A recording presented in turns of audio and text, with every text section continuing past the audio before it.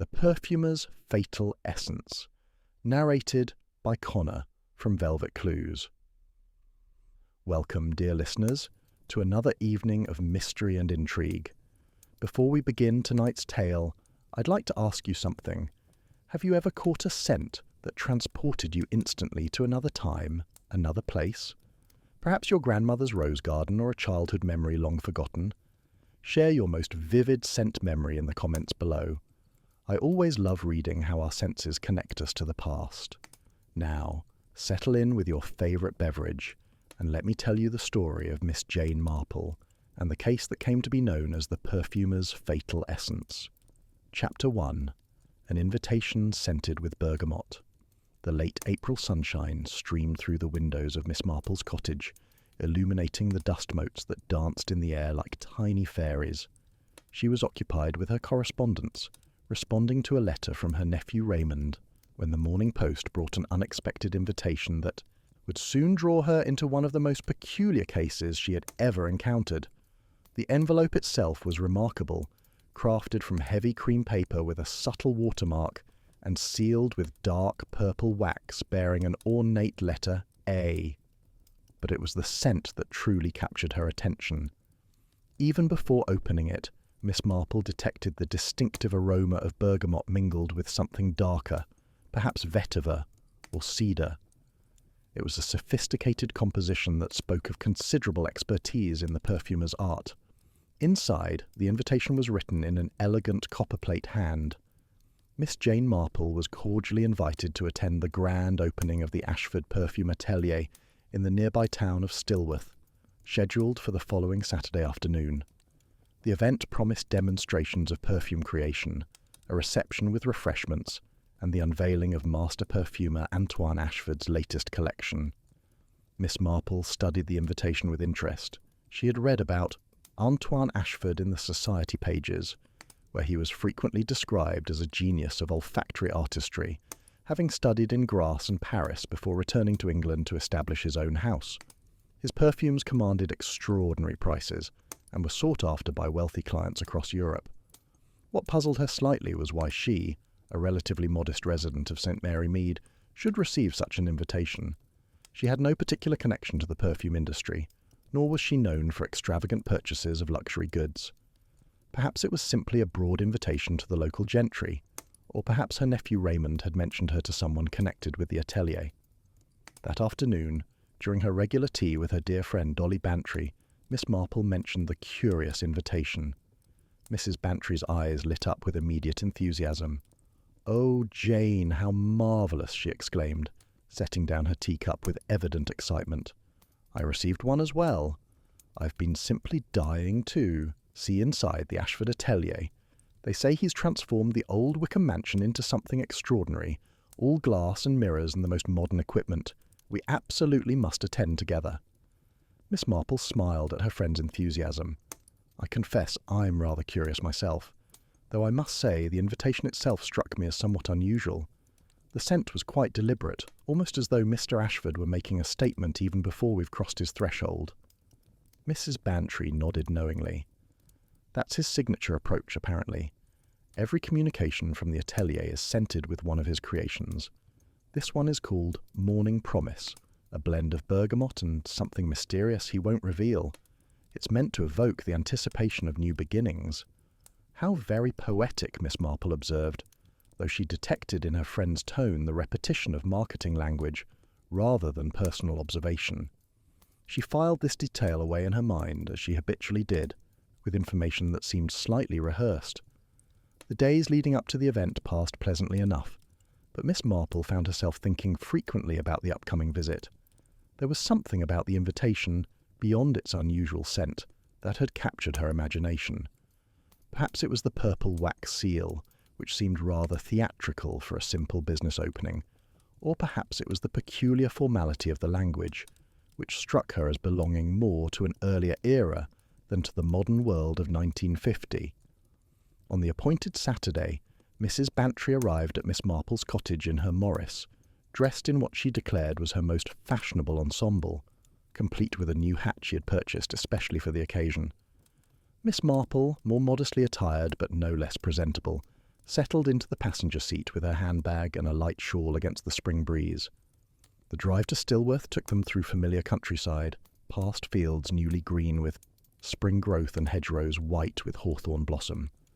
As they approached the town, Mrs. Bantry navigated the narrow streets with practised ease until they reached the old Wickham mansion, now transformed into the Ashford Perfume atelier. The transformation was indeed remarkable. What had once been a rather gloomy Victorian pile had been renovated with extensive use of glass and chrome, creating an effect that was simultaneously modern and elegant. The grounds had been landscaped with formal gardens featuring plants chosen, Miss Marple suspected, for their aromatic properties. She could see lavender, rosemary, and various roses, all carefully arranged in geometric patterns. Several motor cars were already parked along the curved drive, suggesting that the opening was attracting considerable attention from the local society. As they approached the entrance, Miss Marple observed that the heavy oak door had been replaced with one of frosted glass, etched with an elaborate design of intertwining vines and flowers. A young woman in a crisp black dress and white apron greeted them at the door, checking their invitations against a list before admitting them to the entrance hall. Here, the renovation's full impact became apparent. The original dark panelling had been painted white, and enormous mirrors lined the walls, creating an impression of infinite space. Crystal chandeliers cast prismatic light across the polished marble floor, and the air was filled with a complex symphony of scents that seemed to shift and evolve as one moved through the space. "Welcome to Ashford Atelier," the young woman said with a practised smile. "Master Ashford will be conducting demonstrations in the main salon at 3 o'clock. Until then, please feel free to explore our exhibition spaces and sample our current collection. Refreshments are available in the garden room." Miss Marple and Mrs. Bantry made their way through the assembled guests, most of whom appeared to be wealthy residents of Stillworth and the surrounding area. There was considerable excitement in the air, with animated conversations about perfume and fashion filling the elegant rooms. The exhibition spaces proved fascinating. Each room had been dedicated to a different aspect of perfume creation. One displayed raw materials in beautiful glass containers, labelled with their origins and properties. Another featured antique perfume bottles and historical information about the development of the perfumer's art through the centuries. A third room contained the actual laboratory equipment used in modern perfume creation, all gleaming copper and glass, looking rather like something from a chemist's dream. It was in this laboratory room that Miss Marple first encountered the people who would soon become central to the unfolding drama. A distinguished gentleman of perhaps 60 years was examining the equipment with evident interest, his silver hair and expensive suit marking him as a person of some consequence. Beside him stood a younger man, perhaps 35, with dark hair and intense eyes that seemed to catalogue every detail of his surroundings. The older gentleman noticed Miss Marple's interested gaze and smiled politely. "Remarkable setup, isn't it?" he said conversationally. "I'm Dr. Marcus Pemberton, by the way. I teach chemistry at Oxford, and I must say Ashford has assembled quite an impressive array of equipment here." Miss Marple introduced herself and Mrs. Bantry, and the young man with Dr. Pemberton was introduced as Vincent Duval, who described himself as an independent perfumer from London. "I'm here primarily to see what Ashford has accomplished," Vincent said, his tone carrying a slight edge that Miss Marple found intriguing. "His reputation has grown considerably in recent years, and I'm curious whether his work justifies the acclaim." Before the conversation could continue, a stir of activity announced the arrival of Antoine Ashford himself. He swept into the laboratory room. With an air of theatrical confidence, dressed in an impeccably tailored suit of deep blue, a burgundy silk cravat at his throat. He was a man of perhaps 50 years, with distinguished features and dark hair just beginning to grey at the temples. His manner was charming and expansive as he greeted his guests, moving from group to group with practised ease. When he reached Miss Marple's party, his smile broadened with apparent delight. "Dr. Pemberton, how wonderful that you could attend. And Mr. Duval, what an unexpected pleasure. I had no idea you were interested in my humble efforts." There was something in the way he said this, a subtle emphasis on the word humble, that suggested he knew perfectly well that Vincent Duval's interest was not entirely friendly. Miss Marple filed this observation away with her growing collection of curious details. The afternoon continued with Ashford's demonstration in the main salon, where he captivated his audience with explanations of scent, composition, and the artistry required to create a truly memorable perfume. He spoke eloquently about top notes and base notes, about fixatives and accords, about the way different scents could evoke specific emotions and memories. It was, Miss Marple reflected, quite a performance, though she detected beneath the charm a certain calculation in the way he gauged his audience's reactions. It was only as the event was drawing to a close that she noticed the woman standing alone near the garden doors, watching Ashford with an expression of barely controlled anger. She was perhaps 40 years old, with auburn hair and elegant but somewhat dated clothing. Her face was pale, and her hands clenched and unclenched at her sides as though she was struggling with some powerful emotion. Miss Marple quietly made her way to Mrs. Bantry's side. "Dolly," she murmured, "do you know who that woman is by the garden doors?" Mrs. Bantry followed her gaze and shook her head. "I don't believe I've seen her before. Shall we introduce ourselves?" But before they could approach, the woman turned abruptly and left through the garden doors, disappearing into the gathering dusk. Miss Marple watched her departure with a sense of foreboding that she could not quite explain. Something about the woman's expression, that mixture of rage and grief, reminded her of other faces she had seen over the years, faces that had preceded tragedy. As they prepared to leave, thanking their host and collecting the small sample bottles of perfume that were being distributed as gifts, Miss Marple found herself reflecting that the afternoon had been far more complex than a simple social event. There were undercurrents here, tensions and rivalries that remained hidden beneath the elegant surface of the proceedings. The drive home through the spring evening was pleasant, with Mrs. Bantry chattering happily about the event and the various people they had met. Miss Marple listened with half her attention while the other half turned over the day's observations, arranging them in patterns that her experience suggested might soon prove significant. It was only later, as she prepared for bed that night, that Miss Marple examined the sample bottle she had been given. The perfume was called Eternal Spring, and its scent was indeed lovely, a complex blend of florals with an underlying note of something darker and more mysterious.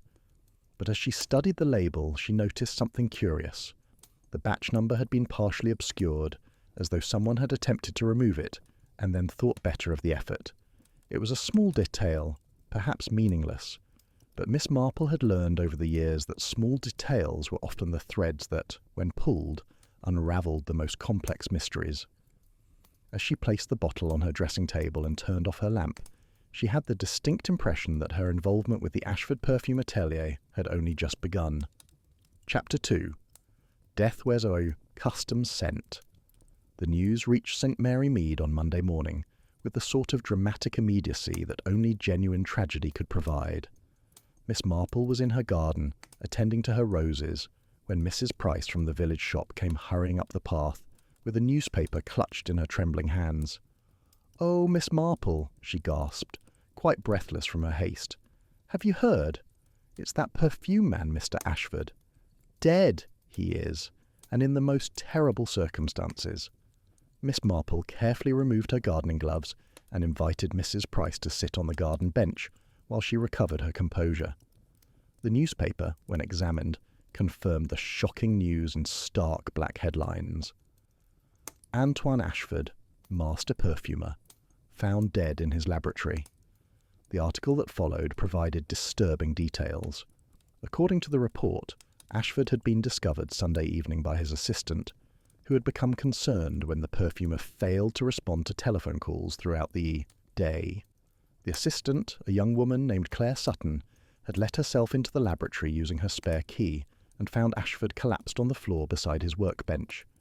Medical examination suggested death had occurred from severe pulmonary edema, essentially a flooding of the lungs that had caused him to drown in his own bodily fluids. What made the death particularly suspicious was that Ashford had apparently been working with a custom perfume formulation when he died. A distinctive bottle, partially empty, had been found near his body, and the remaining contents were being analysed by police laboratories. The article quoted Detective Inspector Craddock, who was leading the investigation, as saying that preliminary findings suggested the perfume contained synthetic compounds not typically used in commercial perfumery. Mrs. Price departed, after extracting a promise that Miss Marple would share any further news she might hear, and Miss Marple returned to her cottage to telephone. Mrs. Bantry. Her friend answered immediately, clearly having been waiting for just such a call. "Jane, isn't it dreadful?" Mrs. Bantry exclaimed. "We were just there on Saturday, and he seemed perfectly healthy." "What on earth could have happened?" "That," Miss Marple replied thoughtfully, "is precisely what I intend to discover. Tell me, Dolly, did you notice anything unusual about Mr. Ashford's manner during the event? Any signs of illness or distress?" Mrs. Bantry considered the question carefully. "Now that you mention it, there was a moment during his demonstration when he seemed to pause and catch his breath, as though he were feeling slightly unwell. But he recovered quickly, and I thought perhaps he was simply tired from hosting such a large gathering." Miss Marple made a note of this observation in the small notebook she kept for such purposes. "And the woman we saw by the garden doors, the one who left so abruptly, I don't suppose you've learned anything about her identity?" "Actually, I have," Mrs. Bantry replied with evident satisfaction. "I mentioned her to Lady Hawthorne this morning, and she knew immediately who I meant. Her name is Marguerite Laurent, and she owns a small perfume shop in Stilworth. Apparently, she and Ashford had some sort of business relationship years ago, though it ended badly." This information proved most interesting, and Miss Marple resolved to learn more about Marguerite Laurent at the earliest opportunity. However, circumstances intervened in the form of a telephone call that afternoon from Detective Inspector Craddock himself. "Miss Marple," the inspector began without preamble, "I understand you attended the opening of the Ashford atelier on Saturday. I'm interviewing everyone who was present, and I'd appreciate if you could spare me some time to discuss your observations." They arranged to meet that evening at Miss Marple's cottage, and when Inspector Craddock arrived, he was accompanied by a younger officer whom he introduced as Sergeant Barnes. Both men looked tired, suggesting that the investigation was already proving complex and demanding. Over tea, Miss Marple provided a detailed account of Saturday's event, mentioning the various people she had met and the general atmosphere of the proceedings. She carefully included her observation of Marguerite Laurent, noting the woman's evident distress and abrupt departure. Inspector Craddock listened with the careful attention she had come to expect from him during their previous encounters. "That's most helpful, Miss Marple. Miss Laurent is certainly a person of interest in this case. We've learned that she filed a lawsuit against Ashford 3 years ago, claiming he had stolen one of her perfume formulations and marketed it as his own creation." "And what was the outcome of this lawsuit?" Miss Marple inquired. "Settled out of court," the inspector replied, with terms that included a confidentiality agreement. However, our investigation has uncovered that Miss Laurent's business never recovered from the incident. She lost most of her clients, and has been struggling financially ever since. This provided a clear motive for revenge, though Miss Marple was experienced enough to know that obvious motives often obscured more complex truths. She mentioned the other individuals she had met, including Dr. Pemberton and Vincent Duval, and was interested to learn that both men had also been interviewed. "Dr. Pemberton appears to have had a professional interest in Ashford's work," Inspector Craddock explained. "He's been researching synthetic compounds for use in perfumery, and had approached Ashford about potential collaboration. However, Ashford apparently refused, claiming he preferred to work with natural ingredients exclusively." "And Mr. Duval?" Miss Marple prompted. The inspector's expression grew more serious. "Mr. Duval's situation is rather more complicated. He comes from a family that operated a perfume house for 3 generations. 2 years ago, they discovered that Ashford had been systematically copying their signature scents, making minor modifications, and then patenting them under his own name. The legal battle bankrupted the Duval family business, and Vincent has been quite vocal about his belief that Ashford was a thief and a fraud." Miss Marple absorbed this information thoughtfully. It seemed that Antoine Ashford had made several enemies through his business practices, any one of whom might have harboured sufficient resentment to contemplate murder. Yet something about the method troubled her. The use of a poisoned perfume suggested intimate knowledge of both chemistry and Ashford's working habits. Inspector Craddock continued with details about the investigation's progress. The laboratory analysis had confirmed that the perfume Ashford inhaled contained several synthetic compounds that, when combined, created a delayed toxic reaction. The victim would have experienced gradually worsening respiratory distress over a period of hours, culminating in the fatal pulmonary edema. The cruelty of such a death struck Miss Marple as significant. This was not a crime of passion or sudden rage, but rather one of calculated malice, designed to cause maximum suffering. Someone had wanted Ashford not merely dead, but to die in a manner that reflected the instrument of his success, his perfumes. "One more thing that might interest you," the inspector added as he prepared to leave. "We found evidence that Ashford had received threatening letters in the weeks before his death.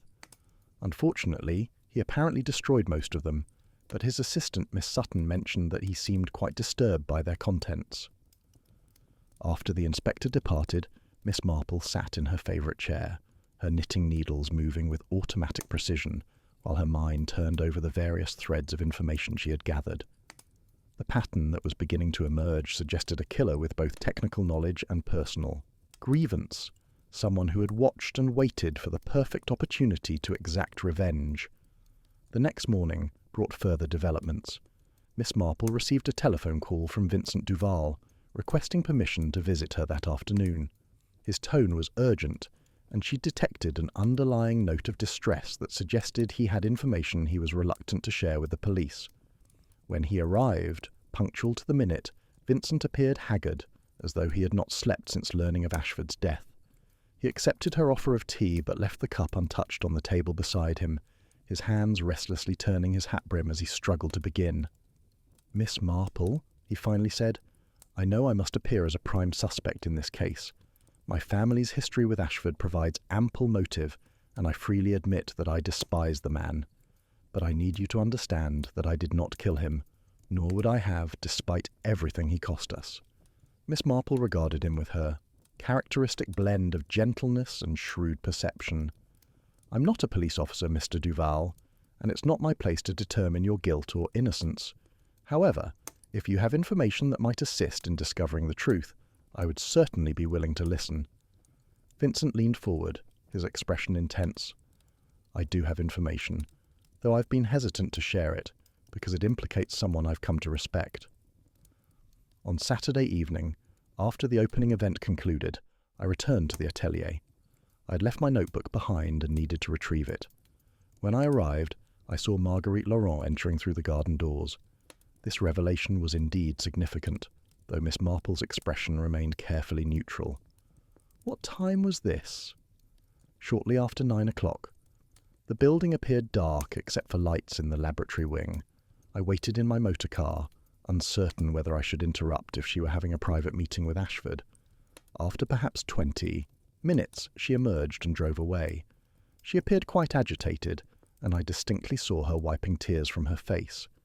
"And did you retrieve your notebook?" Miss Marple inquired. "No," Vincent admitted. By then I felt too uncomfortable about the entire situation. I decided to collect it another day. But now, with Ashford dead and the police investigating, I can't help but wonder what transpired during Miss Laurent's visit.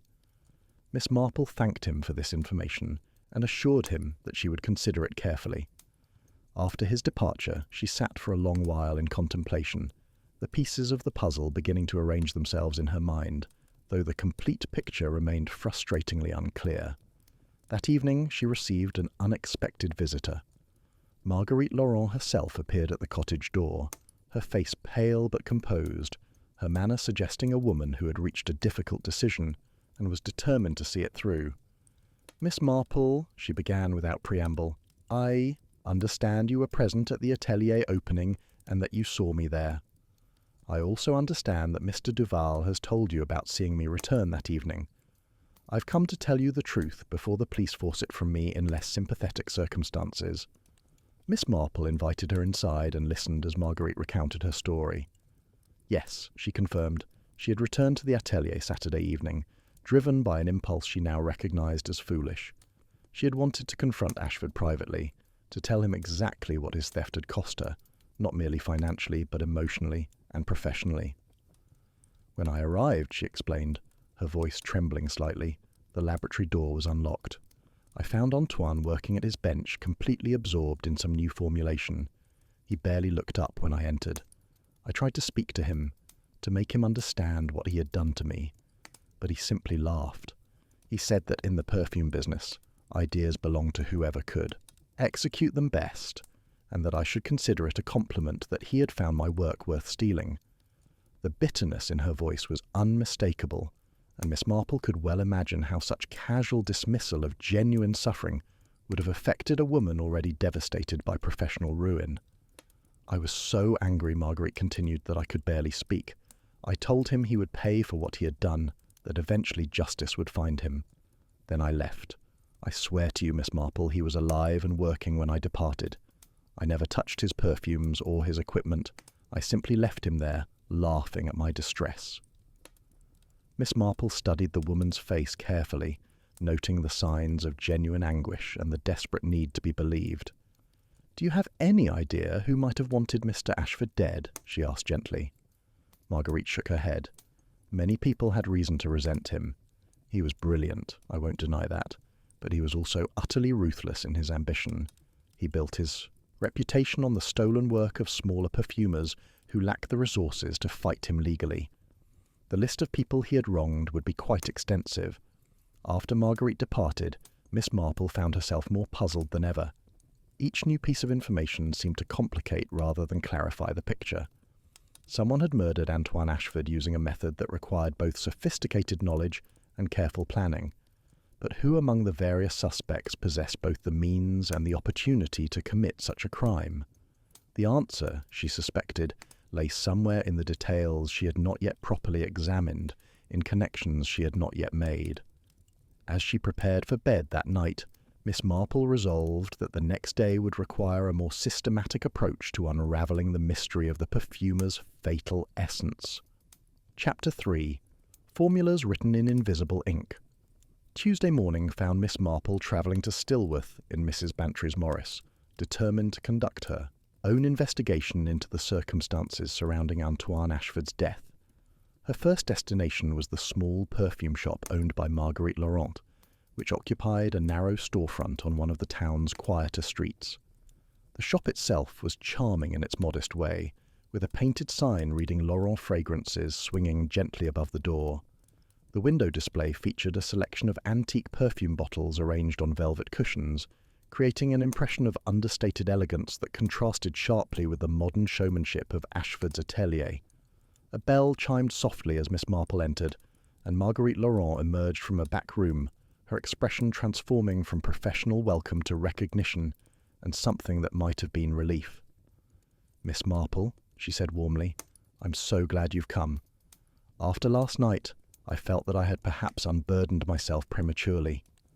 I hope I didn't impose upon your kindness." "Not at all," Miss Marple assured her. "In fact, I've come to learn more about the perfume business, if you would be so kind as to educate me. I find myself quite fascinated by the craft after Saturday's demonstration." Marguerite's face lit up with genuine enthusiasm, and for the next hour Miss Marple received a comprehensive introduction to the art of perfumery. Marguerite explained the difference between natural and synthetic ingredients, the importance of aging and maturation in developing complex scents, and the technical challenges of creating stable formulations that would maintain their character over time. It was during this tutorial that Miss Marple learned something particularly interesting. Marguerite mentioned that certain synthetic compounds could be designed to be odourless until they reacted with specific enzymes in human lung tissue, at which point they would release their scent along with potentially toxic byproducts. Such compounds are technically legal, Marguerite explained, because they're used in legitimate pharmaceutical research. However, in the wrong hands, they could certainly be weaponized to create perfumes that appear harmless until inhaled. This information cast Antoine Ashford's death in a new and troubling light. If such compounds had been used, the killer would need access to specialized chemicals and considerable knowledge of biochemistry. Miss Marple filed this detail away as she continued her conversation with Marguerite. Before leaving the shop, Miss Marple purchased a small bottle of Marguerite's signature scent, a lovely composition called Memory of Spring. As Marguerite wrapped the purchase, Miss Marple noticed several notebooks on a shelf behind the counter, their spines labelled with dates and formulation numbers. "Do you keep records of all your creations?" she inquired casually. Marguerite nodded. "Every perfumer does. Our formulas are our most valuable assets. The recipes that define our artistic identity. I have notebooks dating back to my apprenticeship in Paris, 20 years ago. Miss Marple's next stop was Dr. Marcus Pemberton's residence, a substantial house on the outskirts of Stilworth. The distinguished chemist received her graciously, though with evident curiosity about the purpose of her visit.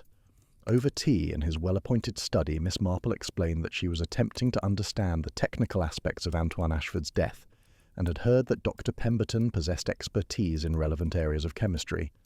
The professor was happy to oblige, launching into a detailed explanation of synthetic compounds and their various applications in modern perfumery. He confirmed what Marguerite had told her about enzyme-activated chemicals and their potential for creating delayed toxic reactions. The fascinating aspect of such compounds, he explained, is their specificity. They can be designed to react only under very particular conditions: temperature, humidity, specific pH levels, or the presence of certain biological markers. A skilled chemist could create a perfume that would be harmless to most people, but deadly to someone with a specific medical condition or someone who had been previously sensitized to the compound.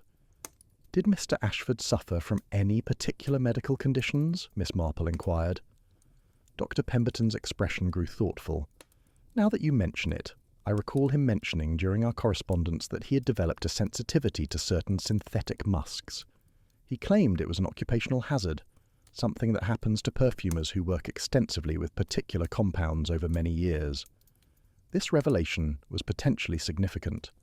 If Ashford's sensitivity was known to certain individuals, it would have been possible to formulate a perfume specifically designed to trigger a fatal reaction in him while remaining harmless to others. As their conversation continued, Miss Marple carefully steered the discussion toward Dr. Pemberton's relationship with Antoine Ashford. The professor admitted that he had been disappointed by Ashford's refusal to collaborate on research into synthetic perfume compounds. He was quite dismissive, actually, Dr. Pemberton recalled with evident residual irritation. He claimed that natural ingredients were superior and that synthetic compounds represented a corruption of the perfumer's art. It was frustrating because his influence meant that funding for my research became more difficult to secure. Several potential investors withdrew after Ashford publicly criticized the entire field of synthetic perfumery. Another motive, Miss Marple reflected, as she thanked Dr. Pemberton for his time and took her leave. Professional rivalry and damaged career prospects had certainly driven people to murder in the past. Her final visit of the day was to the Ashford atelier itself, where she had arranged to speak with Claire Sutton, the assistant who had discovered Ashford's body. The young woman was pale and red-eyed from crying, clearly devastated by her employer's death. They met in a small office adjacent to the laboratory, which remained sealed by police order. Claire explained that she had worked for Ashford for 3 years, serving as his assistant in both administrative matters and the technical aspects of perfume creation. He was demanding but brilliant, she said softly. Working with him, I learned more about perfumery than I would have in a decade at any school. He had an extraordinary gift for scent composition. Miss Marple expressed her condolences and then gently inquired about the events leading to Ashford's death. Claire confirmed that Saturday evening had proceeded normally after the guest departed. She had helped Ashford tidy the laboratory and prepare for the following week's work before leaving around 7 o'clock. He mentioned that he planned to work on a special commission, she recalled, a custom perfume for a client whose identity he wouldn't reveal. He was quite secretive about certain projects, especially when they involved wealthy or prominent individuals. And on Sunday, Miss Marple prompted, when you couldn't reach him by telephone? Claire's eyes filled with fresh tears. I knew something was wrong immediately. Antoine, Mr. Ashford, was always punctual about returning calls. When he didn't respond by mid-afternoon, I became genuinely worried. I debated whether to disturb him, but finally I decided I had to check on him. When I found him, she paused, struggling with the memory. When I found him, he was lying beside his workbench, his face terribly discoloured, and there was a partially empty bottle of perfume beside him. Was this perfume one you recognised? Miss Marple asked. Claire shook her head. That was the strange thing. The bottle was one of his custom designs, but I had never seen that particular formulation before. The scent was unusual too, very complex, with notes I couldn't quite identify. As they spoke, Miss Marple's attention was drawn to a filing cabinet in the corner of the office. When she inquired about its contents, Claire explained that it contained copies of all Ashford's formulation records, meticulously documented according to standard industry practice. With Claire's permission, Miss Marple examined several of the files, noting the precise handwriting and detailed chemical notations. It was while studying these records that she noticed something curious. Several pages showed signs of having been exposed to moisture and then dried, creating subtle watermarks that distorted the original writing. Claire noticed her scrutiny and explained somewhat embarrassedly that there had been a leak in the filing cabinet several months ago. Some of the records had been damaged before they discovered the problem. However, as Miss Marple examined the affected pages more closely, she realized that the watermarks were not random. When held at a particular angle to the light, faint writing became visible between the lines of the official formulation records. Someone had used a water-soluble ink to add hidden notations to Ashford's files. With growing excitement, Miss Marple enlisted Claire's help in examining all the water-damaged pages. The hidden writing proved to be additional formulation notes, but notes that differed significantly from the official records. Where Ashford's published formulas claimed to use only natural ingredients, the secret notations revealed extensive use of synthetic compounds. Claire stared at the revealed text in shock. This means that Antoine was lying about his ingredients. All his marketing about pure natural perfumes was completely false.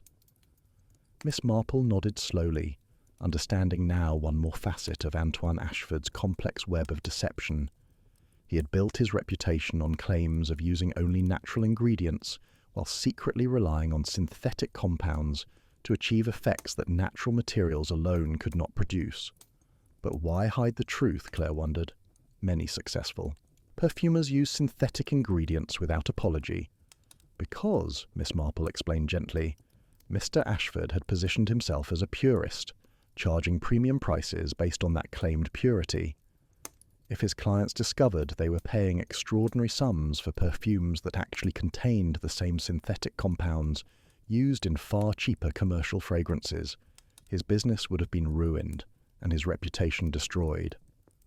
As the implications of this discovery settled over them, Miss Marple realized that the motive for murder had just become considerably more complex. Whoever had killed Antoine Ashford might have done so not merely from personal grievance or professional rivalry, but to prevent the revelation of his fraudulent practices. The question remained, who among the various suspects would have had both the knowledge to detect his deception and the means to exploit it for murderous purposes? Chapter 4. The Apprentice Who Learned Too Well. Wednesday morning brought an unexpected development in the form of a telephone call from Inspector Craddock requesting Miss Marple's presence at the police station. When she arrived, accompanied by a concerned Mrs. Bantry, the inspector's expression suggested he had information that would significantly alter the direction of the investigation. "We've completed the analysis of the perfume bottle found near Ashford's body," he explained, gesturing for them to sit in his office. "The results are extraordinary. The formulation contained not just one, but 3 different synthetic compounds, each designed to trigger specific reactions in the respiratory system. When combined and inhaled by someone with Ashford's particular sensitivities, they would cause progressive lung damage culminating in the pulmonary edema that killed him." "Who would have possessed the knowledge to create such a complex formulation?" Miss Marple inquired. "That's what makes this case so difficult," Inspector Craddock admitted. "Several of our suspects have the necessary background. Dr. Pemberton obviously has the chemical expertise. Vincent Duval comes from a family of perfumers and would understand scent composition thoroughly. Even Marguerite Laurent, despite her small operation, studied in Paris and would have learned about synthetic compounds during her training." "And Miss Sutton," Miss Marple suggested quietly. The inspector looked surprised. "The assistant? We've considered her, of course, but she appears to have been devoted to Ashford. What possible motive would she have?" Miss Marple related her discovery of the hidden formulation notes and the revelation of Ashford's fraudulent claims about using only natural ingredients. As Ashford's assistant for 3 years, Claire Sutton would certainly have known the truth about his practices. She might also have access to information about his business dealings that could provide additional motives. Inspector Craddock made notes with evident interest. "That's a valuable insight, Miss Marple. We'll need to interview Miss Sutton again with these new considerations in mind." However, before they could pursue this line of inquiry further, a constable knocked on the office door with news that Vincent Duval had arrived at the station, requesting an urgent meeting with the inspector. When admitted to the office, Vincent appeared even more haggard than during his previous visit to Miss Marple, his clothing dishevelled and his manner agitated. "Inspector," he began without preamble, "I've received a communication that I believe is directly related to Ashford's murder." He produced an envelope from his coat pocket and placed it on the desk. "This arrived at my lodgings this morning by special messenger." The envelope, when examined, proved to contain a single sheet of expensive paper on which was written a brief message in an elegant hand. The words were chilling in their simplicity. "You think you know the truth about Antoine Ashford, but you've only seen the surface. If you want to understand what really happened, meet me at the Laurent Fragrances shop tonight at 9 o'clock. Come alone." There was no signature, though the paper bore a faint scent that Miss Marple immediately recognised as similar to the bergamot blend from the original Atelier invitation. Inspector Craddock examined the message carefully. "This is clearly an attempt to draw you into a potentially dangerous situation, Mr. Duval. I cannot permit you to attend such a meeting alone." Vincent nodded agreement. "That's precisely why I brought it to you. However, I do believe whoever sent this message has information crucial to the investigation. We cannot simply ignore the opportunity." After considerable discussion, a plan was formulated. Vincent would attend the meeting as requested, but Inspector Craddock and several constables would be positioned nearby, ready to intervene if necessary. Miss Marple, despite the inspector's initial reluctance, insisted on being present as well, arguing that her observations might prove valuable. That evening, as dusk settled over Stillworth, the various participants took their positions. Vincent entered the Laurent Fragrances shop precisely at 9 o'clock, while Miss Marple watched from a shadowed doorway across the street, and the police concealed themselves in nearby locations. For several minutes, nothing happened. The shop remained dark, and no one appeared to meet Vincent. Then, just as Inspector Craddock was preparing to enter and extract Vincent from what appeared to be a futile exercise, a figure emerged from the shadows at the rear of the shop. Miss Marple strained to see the newcomer's face, but the darkness and the angle made identification impossible. However, the person's silhouette suggested someone of medium height and slender build, moving with the careful precision of one familiar with the location.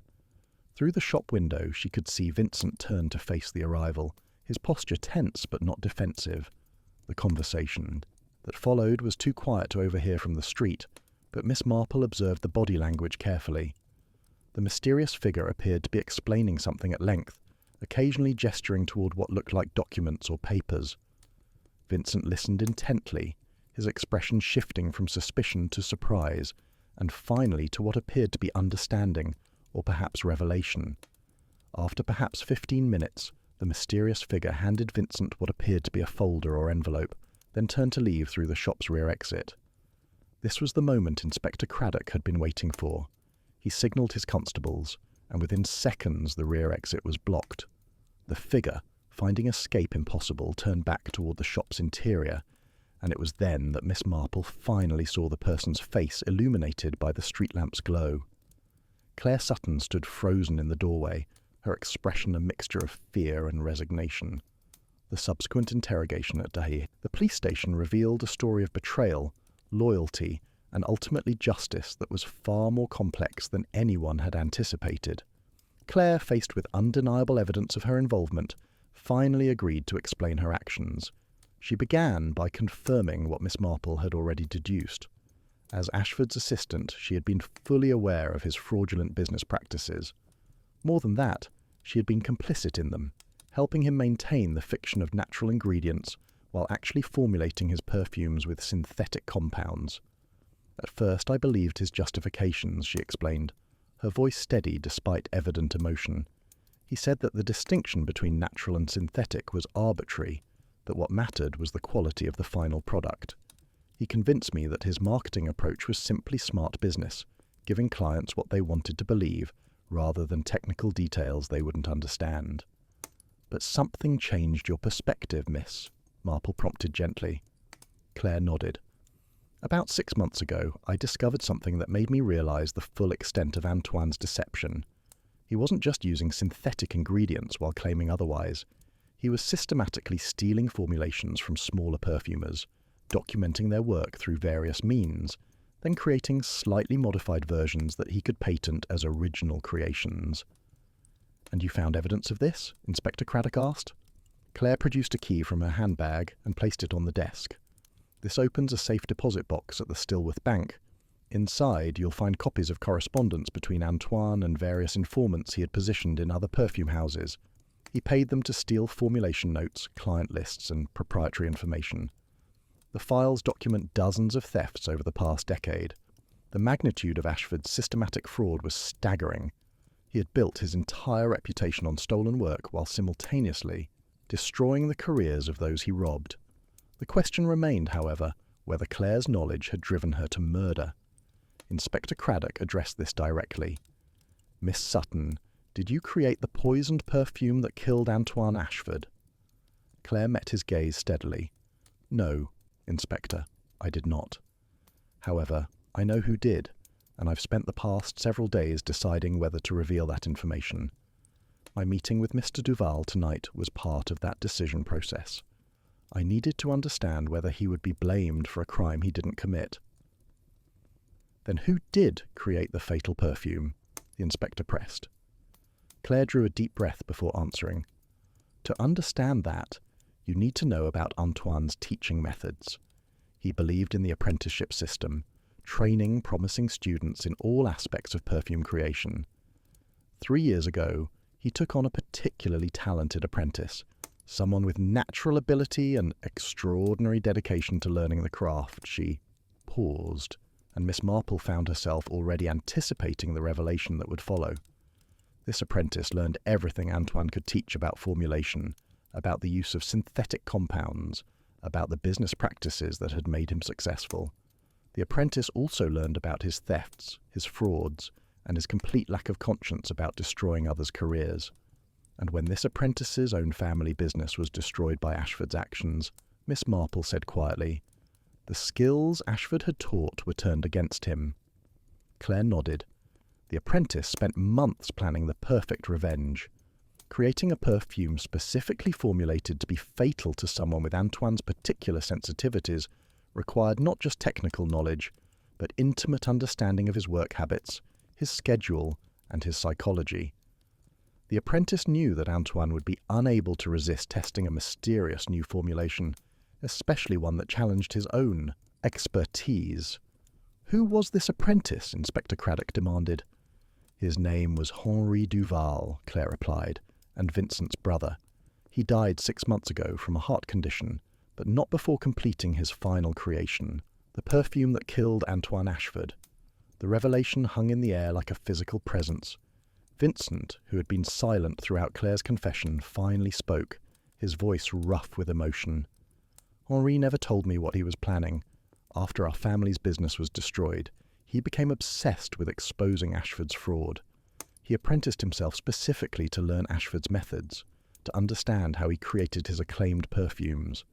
When Henri died, I thought his obsession had died with him. I had no idea he had actually created a weapon and arranged for its delivery.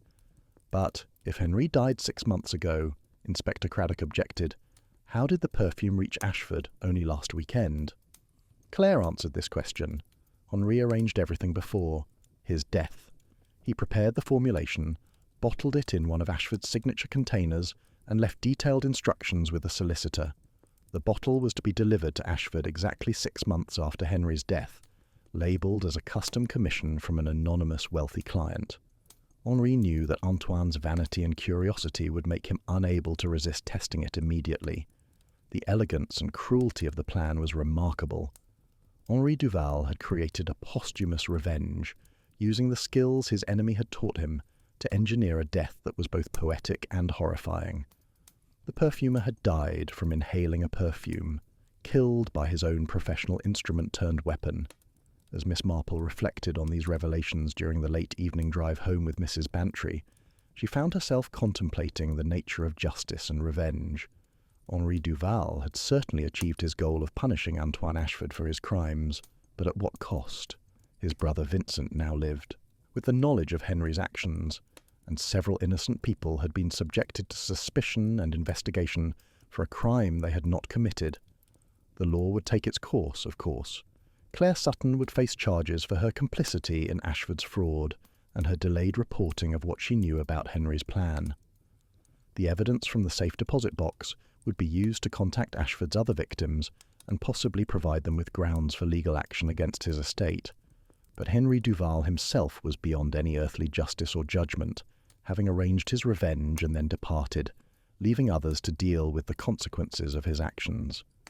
Miss Marple sighed as St. Mary Mead came into view, its familiar streets a comforting sight after the day's disturbing revelations. Some cases, she reflected, left one with more questions than answers, more sadness than satisfaction. Tomorrow, she would need to provide Inspector Craddock with her own formal statement, documenting her observations and deductions. But tonight, she wanted only to return to her cottage, to her garden and her knitting, to the simple rhythms of ordinary life that provided such welcome contrast to the darker aspects of human nature she had witnessed in Stillworth. Chapter 5. Secrets Sealed in Amber Glass. Thursday morning arrived with a persistent rain that matched Miss Marple's contemplative mood. As she tended to her indoor plants and reviewed her notes from the previous day's dramatic revelations, she found herself troubled by elements of the case that remained unclear despite Claire Sutton's confession. The telephone interrupted her thoughts, bringing Inspector Craddock's voice with news of further developments. "Miss Marple," he began without preamble. "Claire Sutton has retracted significant portions of her statement from last night." Miss Marple absorbed this information without surprise. She had suspected that the young woman's account, while containing elements of truth, had been carefully constructed to serve purposes that went beyond simple confession. "What aspects has she retracted?" Miss Marple inquired. "Primarily her claims about Henri Duval creating the fatal perfume," the inspector explained. "This morning, her solicitor arrived with documentation proving that Henri Duval died 7 months ago, not 6, and that his final weeks were spent in a hospice where he was physically incapable of the complex laboratory work required to create such a sophisticated formulation." Then Claire was protecting someone, Miss Marple concluded. Someone she believed deserved protection despite their crime. Inspector Craddock agreed.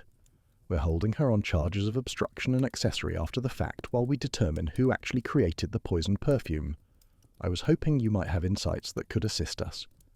Miss Marple considered the question carefully. "Inspector, I believe we need to re-examine our assumptions about the killer's motive. We've been operating on the premise that this was revenge for past wrongs. But what if the primary motive was something more immediate, more practical? Such as," the inspector prompted. "The preservation or destruction of evidence," Miss Marple suggested. Claire mentioned a safe deposit box containing documentation of Ashford's thefts. What if someone needed to either prevent that information from becoming public or ensure that it would be revealed after Ashford could no longer defend himself? This perspective opened new avenues of investigation, and Inspector Craddock agreed to meet Miss Marple at the Ashford atelier later that morning to conduct a more thorough search of the premises. When Miss Marple arrived at the atelier, accompanied by Mrs. Bantry, who had insisted on providing transportation despite the rain, they found Inspector Craddock already present with Sergeant Barnes and Claire Sutton. The young woman appeared exhausted but resolute, clearly having reached some internal decision about the extent of cooperation she would provide. The laboratory, still sealed as a crime scene, was opened for their inspection. The space was impressively equipped with modern apparatus for perfume creation, including several items that Miss Marple recognized from her recent education about the field. What particularly caught her attention, however, was a locked cabinet in the far corner of the room. Claire noticed her interest and produced a key. "This contains Antoine's most valuable materials," she explained. "Rare essential oils, vintage absolutes, and his collection of reference standards for various aroma chemicals." As Claire opened the cabinet, Miss Marple observed its contents with fascination. Rows of amber glass bottles, each meticulously labelled, contained the raw materials of Ashford's art. But it was the organisation system that proved most interesting. The bottles were arranged not alphabetically, but according to some other principle that Claire had to explain. Antoine organised his materials by source and acquisition date, she said. He was particularly proud of ingredients he had obtained from rare or exclusive suppliers. These bottles here, she indicated a row of particularly elegant containers, represent materials he claimed to have sourced personally during his travels in India, Morocco, and Southeast Asia. Miss Marple examined the labels carefully, noting dates and locations. "May I smell some of these?" she asked. Claire prepared several testing strips, applying tiny amounts of different oils for Miss Marple to evaluate. As the various scents revealed themselves, Miss Marple's suspicions began to crystallize. The supposed Indian sandalwood had a distinctly synthetic character. The claimed Moroccan rose absolute smelled remarkably similar to a common commercial product.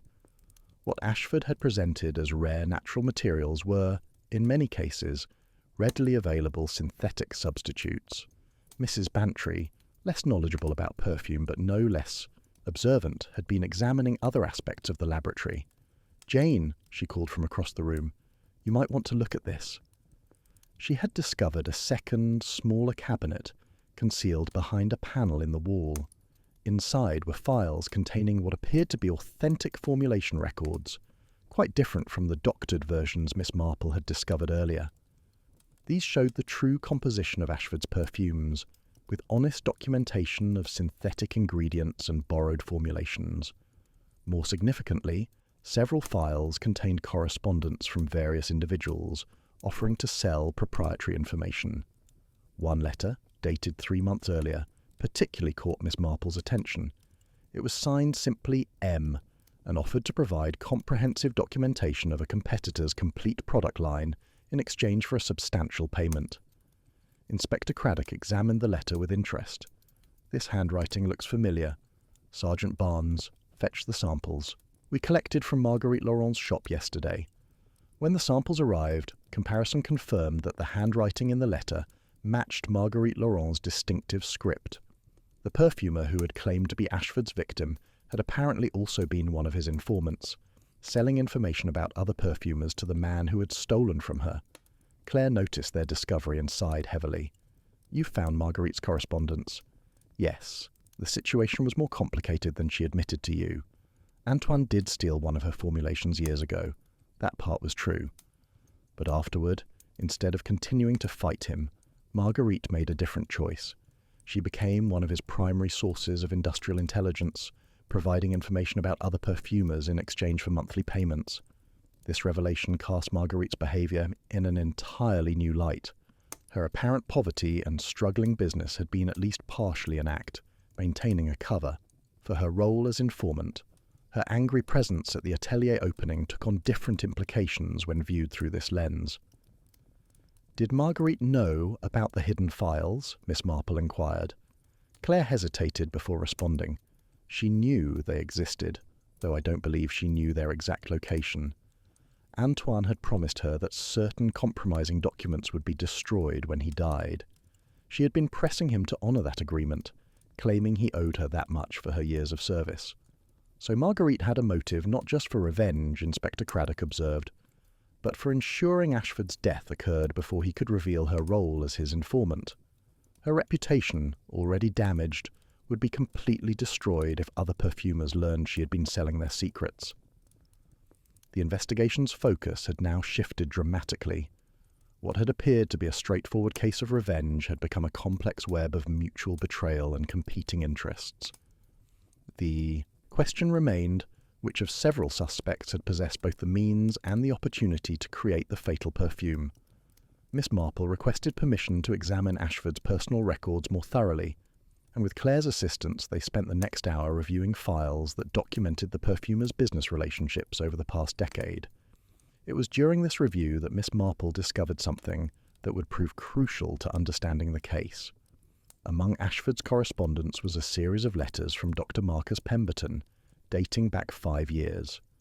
The early letters were professional and courteous, discussing potential collaboration on research into synthetic aroma chemicals.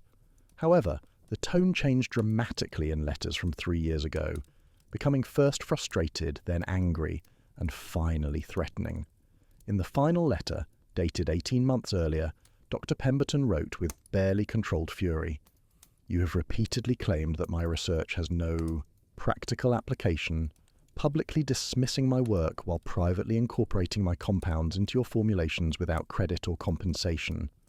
I have documentation of at least 12 instances where you've used my patented molecules in your acclaimed perfumes while telling the press you use only natural materials. This constitutes both fraud and patent infringement, and I will not allow it to continue unchallenged." Inspector Craddock read the letter with grim satisfaction. This provides Dr. Pemberton with both motive and, given his expertise in chemistry, certainly the means to create the fatal perfume. The question is opportunity. How did he deliver the poisoned bottle to Ashford? Claire provided the answer. Antoine had been corresponding with a supposed wealthy client about a custom perfume commission. The client claimed to want something unprecedented, a scent that would represent their unique personality and status. Antoine was intrigued by the challenge and the promised substantial payment. The bottle that killed him was delivered by messenger last Saturday afternoon, labelled as a reference sample from this client. And this mysterious client was actually Dr. Pemberton? The inspector asked. Claire shook her head.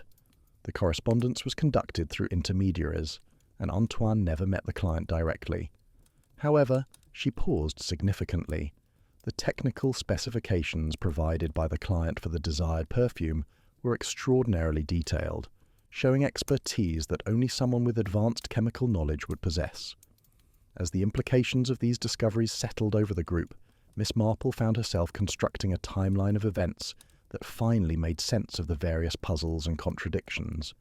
Dr. Pemberton, frustrated by years of having his work stolen and his reputation damaged, had created an elaborate plan to expose and punish Antoine Ashford. He had used his knowledge of Ashford's vanity and professional pride to construct a trap the perfumer could not resist. However, one element still troubled her. The timing suggested careful planning, but also suggested that something had precipitated action at this particular moment. Why now, after years of suffering Ashford's theft and exploitation? Inspector Craddock had been having similar thoughts.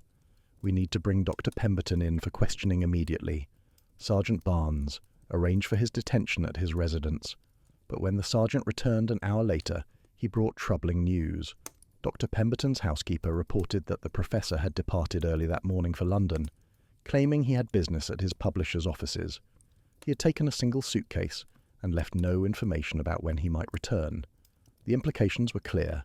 Dr. Pemberton had fled, perhaps anticipating that the investigation would eventually lead to him. Inspector Craddock immediately arranged for police in London to locate and detain him, while Miss Marple pondered the deeper questions raised by this development. That evening, back at her cottage with a cup of tea and her knitting, Miss Marple reflected on the afternoon's revelations. The case had proven to be layers within layers, with each apparent victim also playing the role of perpetrator in other contexts. Antoine Ashford had stolen from many, Marguerite Laurent had betrayed her colleagues, and Dr. Pemberton had ultimately resorted to murder. Yet she sensed that even now the complete truth remained elusive. Some piece of the puzzle was still missing, some connection that would finally make sense of all the various elements. As she worked her needles through the familiar pattern, Miss Marple allowed her mind to wander through the accumulated facts, trusting that her subconscious would eventually arrange them in the proper order. The answer, when it came, arrived with the sudden clarity that often followed such periods of reflection. Miss Marple set down her knitting and reached for the telephone. Inspector Craddock needed to hear her deduction immediately, before Dr. Pemberton could be wrongly accused of a crime he had not actually committed, regardless of what his threatening letters might suggest. Chapter 6. The Messenger's Unopened Envelope. Friday morning found Miss Marple once again at the Stilworth police station, this time at Inspector Craddock's urgent request. The overnight developments had been dramatic, and the inspector's expression suggested both frustration and grudging admiration for the complexity of the case they were attempting to unravel. Dr. Pemberton was located at his London club early this morning, the inspector explained as Miss Marple settled into the chair across from his desk. When confronted with the evidence from Ashford's files, he made a full confession, but not to the crime we expected. Miss Marple listened with keen interest as Inspector Craddock recounted Dr. Pemberton's statement. The professor admitted to writing the threatening letters and confirmed that Ashford had indeed stolen his research, incorporating patented synthetic compounds into commercial perfumes while publicly claiming to use only natural ingredients. However, he vehemently denied creating the poisoned perfume or having any involvement in Ashford's death. His alibi for Saturday evening is solid, the inspector continued. He was attending a formal dinner at his college in Oxford, with dozens of witnesses who can confirm his presence throughout the evening. Furthermore, our laboratory analysis of the fatal perfume shows a level of sophistication in its formulation that, while impressive, actually doesn't match Dr. Pemberton's particular area of expertise. The compounds used require knowledge of biological systems that goes beyond standard organic chemistry. Then we're back to our original suspects, Mrs. Bantry observed.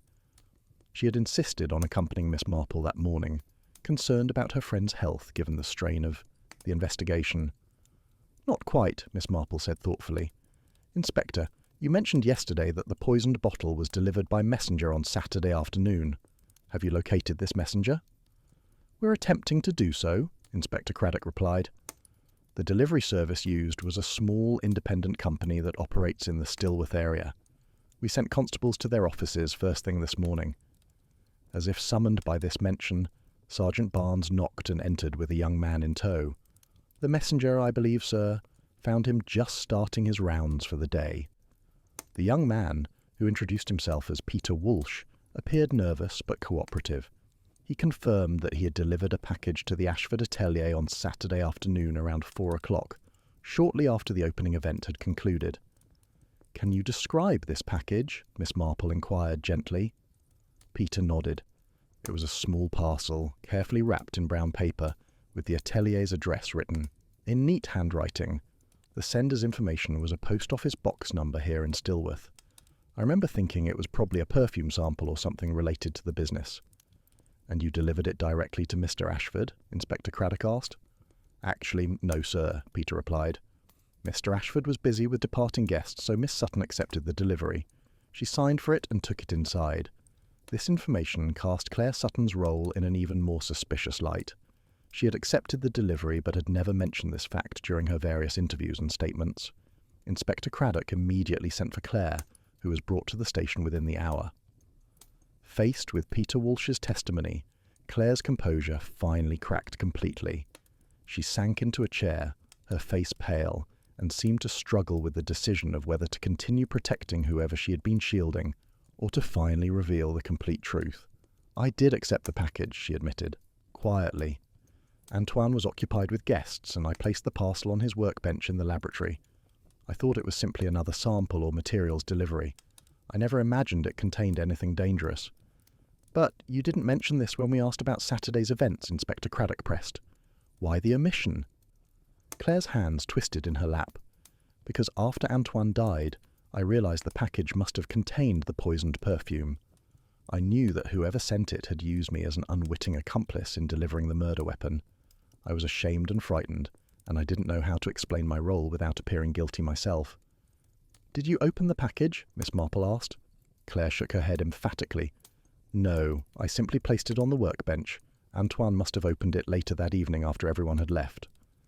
Miss Marple exchanged a meaningful glance with Inspector Craddock. This detail was potentially crucial. If Claire had not opened the package, then someone else had prepared it specifically for Ashford's attention, knowing that his curiosity would compel him to examine its contents immediately. Inspector, Miss Marple said, I believe we need to examine the wrapping materials from this package. Were they preserved as evidence? Indeed they were, the inspector confirmed, gesturing to Sergeant Barnes, who retrieved a paper evidence bag from a filing cabinet. The brown paper wrapping had been carefully preserved, along with the string that had secured it. Miss Marple examined these materials with meticulous attention, using a magnifying glass to study the handwriting and paper quality. The sender's information indicated a post office box in Stillworth, but it was the handwriting itself that captured her interest. It was neat and precise, with characteristics that seemed deliberately neutral, as though the writer had been consciously disguising their natural style. More significantly, when Miss Marple examined the inside of the brown paper, she detected faint traces of a scent that was distinctly familiar. It was not the bergamot from Ashford's invitations, nor was it the synthetic compound smell from the laboratory. Instead, it was a softer, more natural fragrance that reminded her of something specific, but which she couldn't immediately place. Mrs. Bantry, who had been watching this examination with interest, suddenly spoke up. "Jane, doesn't that smell rather like the perfume we purchased from Miss Laurent's shop? That lovely memory of spring composition." Miss Marple brought the paper closer to her nose, comparing the faint scent to her memory of Marguerite's signature perfume. Mrs. Bantry was absolutely correct. The wrapping paper bore traces of memory of spring, suggesting it had been prepared in or near Marguerite Laurent's shop. Inspector Craddock was already reaching for his hat. "We need to speak with Miss Laurent immediately. If she prepared this package, she has considerably more involvement in Ashford's death than she's admitted." However, when they arrived at Laurent Fragrances, accompanied by several constables, they found the shop locked and dark. A note pinned to the door indicated that the shop would be closed until further notice due to family circumstances. Inquiries with neighbours revealed that Marguerite had departed early that morning in a hired motor car, taking several suitcases with her. "She's fled," Inspector Craddock said grimly. "That's as good as a confession. Put out a notice to all stations that we're seeking Marguerite Laurent for questioning in connection with Antoine Ashford's murder." Miss Marple, however, felt troubled by this interpretation. Something about the situation didn't align with her understanding of Marguerite's character and circumstances. A woman who had built a life in Stillworth, maintaining a shop and a reputation despite financial difficulties, seemed unlikely to abandon everything in sudden flight. There had to be another explanation for her disappearance. As they returned to the police station to coordinate the search for Marguerite, Miss Marple requested permission to examine the interior of the Laurent Fragrances shop. Inspector Craddock, recognizing the value of her insights, arranged for a constable to accompany her inside while he focused on the broader investigation. The shop's interior revealed interesting details. Marguerite's formulation notebooks, which Miss Marple had noticed during her previous visit, remained on their shelf, suggesting this was not a permanent abandonment. More significantly, Miss Marple found an unsealed envelope addressed to her personally, placed prominently on the counter where it would be immediately visible to anyone entering the shop. The envelope contained a lengthy letter in Marguerite's distinctive handwriting. Miss Marple read it with growing understanding and considerable sadness, for it revealed the final piece of the puzzle that had eluded them throughout the investigation. "Inspector Craddock," Miss Marple said quietly after finishing the letter, "I believe we need to reconsider everything we think we understand about this case. Marguerite Laurent did not murder Antoine Ashford, nor did she flee from justice. She left Stillworth to protect someone else, someone whose guilt she discovered only recently, and whose identity I believe will surprise us all." The inspector listened with barely concealed impatience as Miss Marple explained her deductions. When she finished, his expression had transformed from frustration to stunned realization. "If you're correct about this, Miss Marple, then we've been pursuing entirely the wrong suspect, and the real killer has been hiding in plain sight throughout our entire investigation." "Precisely," Miss Marple agreed, "and I'm afraid that unless we act quickly, justice may be permanently thwarted. We need to return to the Ashford atelier immediately, and we need to bring Vincent Duval with us. His presence will be essential for what must happen next." As they hastened from the shop, Miss Marple reflected on how the case had finally resolved itself in her mind. The truth had been obscured not by elaborate deception, but by everyone's willingness to believe certain narratives about guilt and innocence, about victims and perpetrators. Sometimes, she thought, the most difficult part of solving a mystery was recognizing when your own assumptions were leading you astray. The afternoon's coming confrontation would be painful for everyone involved, but it was necessary. Only by exposing the complete truth could any of them move forward from the tragedy that had unfolded at the Ashford Perfume atelier. Chapter 7. Traces found in the copper still. The gathering at the Ashford atelier that Friday afternoon had the character of a formal denouement, though few present initially understood why they had been summoned. Inspector Craddock had assembled Vincent Duval, Claire Sutton, Dr. Pemberton, who had returned voluntarily from London, and several other individuals connected with the case. Mrs. Bantry sat beside Miss Marple near the laboratory windows, providing moral support and keen observation. Miss Marple had requested that the meeting take place in the laboratory itself, surrounded by the equipment and materials that had been central to Antoine Ashford's work, and ultimately to his death. She stood near the copper still that Ashford had used for distillation, her hands folded calmly as she prepared to explain the deductions that had finally revealed the truth. "Thank you all for coming," she began in her gentle but authoritative voice. "I know that many of you have suffered during this investigation, either through suspicion or through grief. I hope that by the end of this afternoon we will have achieved some measure of clarity and perhaps even understanding."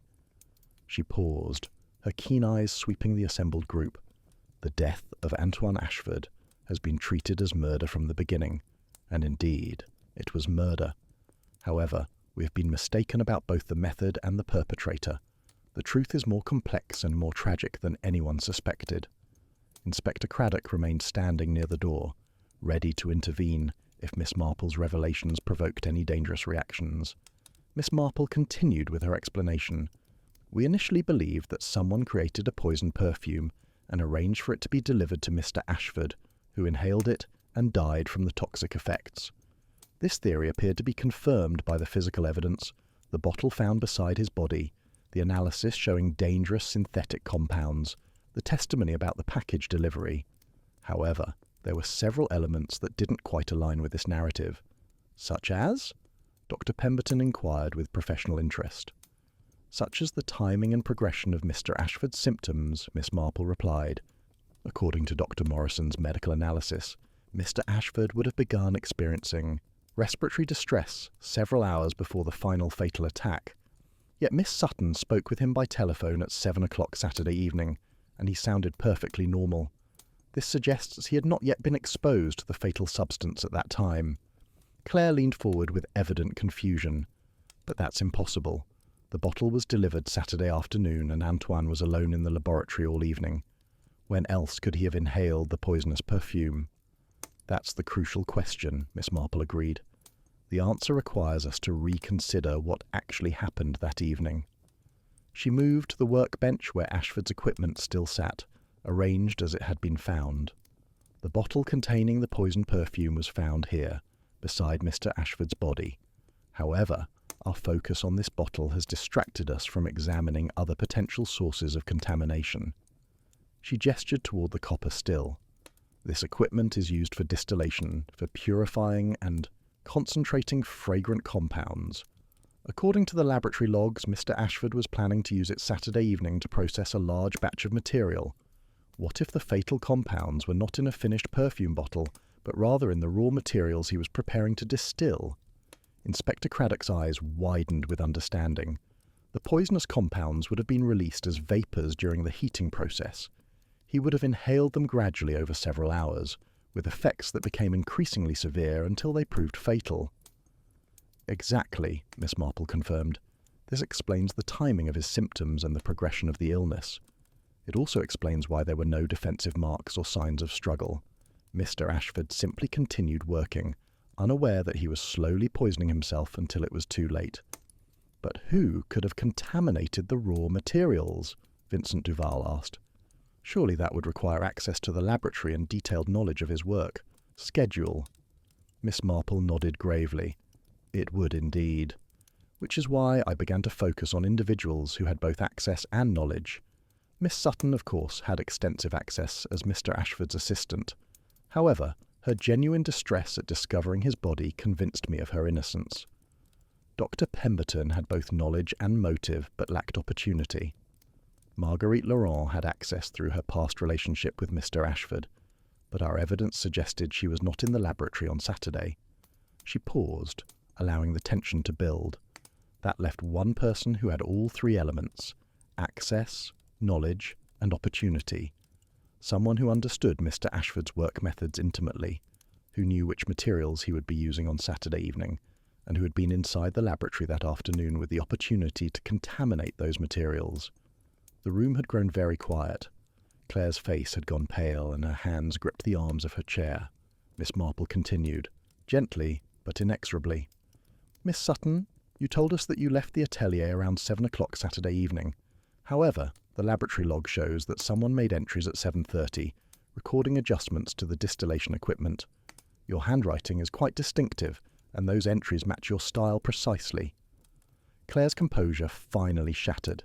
She buried her face in her hands, her shoulders shaking with suppressed sobs. When she finally looked up, her face was streaked with tears, but her expression held a strange mixture of relief and defiance. "Yes," she said simply. "Yes, I killed him. I couldn't let him continue destroying lives, stealing from people who trusted him, building his reputation on fraud and theft. Everything I learned as his assistant, every skill he taught me, I used to create his death." The confession hung in the air, and Miss Marple felt the familiar sadness that always accompanied such moments. Claire continued speaking, as though the words had been trapped inside her for too long and now demanded release. "Henri Duval was my friend. He reached out to me after he learned about my work with Antoine, hoping I might provide information that could help expose the fraud. When Henri died, still seeking justice, I decided to complete what he had started. I spent months planning, researching the compounds that would prove fatal to someone with Antoine's respiratory sensitivities, determining how to introduce them without detection. The package delivery was a diversion," Miss Marple observed. "You wrapped an ordinary perfume sample to suggest an external threat, knowing that would misdirect the investigation." Claire nodded. "I thought if everyone believed the poison came from outside, no one would suspect the assistant who had been working with Antoine for years. I contaminated the essential oils he planned to distill on Saturday evening, knowing the heating process would release the fatal vapours. I stayed late to make sure everything was proceeding as planned, then I left." "But you returned Sunday to discover his body," Mrs. Bantry said. "How could you bear to do that, knowing what you had done?" Claire's face crumpled. "I had to maintain the pretense. I had to appear shocked and grief-stricken. But the truth is, I felt no grief at all, only satisfaction that he could no longer hurt anyone else." Inspector Craddock stepped forward, his face grave. "Claire Sutton, I'm arresting you for the murder of Antoine Ashford. You're not obliged to say anything, but anything you do say may be taken down and used in evidence." As the handcuffs were applied, Claire looked directly at Miss Marple. "How did you know?" she asked quietly. "What gave me away?" Miss Marple met her gaze with characteristic gentleness. "Several small details, ultimately. The excessive knowledge you showed when explaining certain technical aspects of the crime. The way you directed our attention always toward external suspects, but most significantly, Marguerite. Laurent's letter explained that you had contacted her weeks ago, asking detailed questions about compounds that could cause respiratory distress. She became suspicious, but didn't want to betray you without being certain. When she realized what must have happened, she left to avoid being forced to testify against you." Claire managed a small, sad smile. She was always kinder than Antoine deserved. He destroyed her business, but she still tried to protect me when she understood what I had done. As Claire was led away to the waiting police vehicle, the remaining group sat in stunned silence. Vincent Duval finally spoke, his voice rough with emotion. "My brother spent his final months obsessed with justice, and in the end, someone else achieved it for him. I don't know whether to feel grateful or horrified." "Perhaps both," Miss Marple suggested gently. "Justice and revenge are not the same thing, though they sometimes appear in similar forms. Miss Sutton believed she was achieving justice, but she was actually indulging in revenge, and there is a significant moral distinction between the two." Dr. Pemberton rose to leave, pausing beside Miss Marple's chair. "I must admit, I'm relieved not to be standing in Miss Sutton's place despite my threatening letters. Antoine Ashford wronged many people, but none of us had the right to take his life, regardless of his crimes." After the others had departed, Miss Marple and Mrs. Bantry remained for a few moments in the now empty laboratory. The equipment sat silent, and afternoon sunlight streamed through the windows, illuminating the copper, still where Antoine Ashford had unwittingly breathed his own death. "It's all so terribly sad," Mrs. Bantry observed. "Everyone involved was both victim and perpetrator in some fashion. There are no simple villains or heroes in this story." "That's often the way with real tragedies," Miss Marple replied. "We prefer clear narratives with obvious moral lessons, but human nature is far more complex than that. Claire Sutton genuinely believed she was doing the right thing, eliminating a man who caused tremendous harm. But murder is never right, regardless of the victim's character." As they prepared to leave, Miss Marple took one final look around the laboratory that had been the scene of such calculated revenge. She thought of all the lives affected by Antoine Ashford's ambition and fraud, and by Claire Sutton's deadly response to his crimes. So much talent and potential wasted in a cycle of theft and vengeance. The drive back to St. Mary Mead was quiet, both women absorbed in their own reflections about the case and its unhappy resolution. When they reached Miss Marple's cottage, Mrs. Bantry finally spoke. "Will you testify at the trial, Jane?" "If called upon, yes," Miss Marple replied, "though I suspect Miss Sutton will plead guilty." She seemed almost relieved when her confession was finally made. Living with such a secret must have been extraordinarily difficult. After Mrs. Bantry departed, Miss Marple settled into her favourite chair with her knitting, grateful to return to the peaceful rhythms of ordinary life. The perfumer's fatal essence had been revealed, the mystery solved, but the solution brought little satisfaction. Some cases ended with a sense of justice achieved, but this one ended only with sadness for the waste of multiple lives destroyed by ambition, pride, and the desire for revenge. Chapter 8. A confession written in violet ink. The weekend passed quietly in St. Mary Mead, though Miss Marple found her thoughts returning frequently to Claire Sutton and the terrible choice the young woman had made. On Monday morning, Inspector Craddock telephoned with news that Claire had indeed decided to enter a guilty plea, sparing everyone the ordeal of a lengthy trial. "She's also agreed to make a full written confession," the inspector explained. "I thought you might be interested to know that she specifically requested permission to write it in violet ink. Apparently, it was something significant to her relationship with Henri Duval." This detail touched Miss Marple's heart, suggesting that beneath Claire's calculated revenge had been genuine feelings of friendship and loyalty to Henri.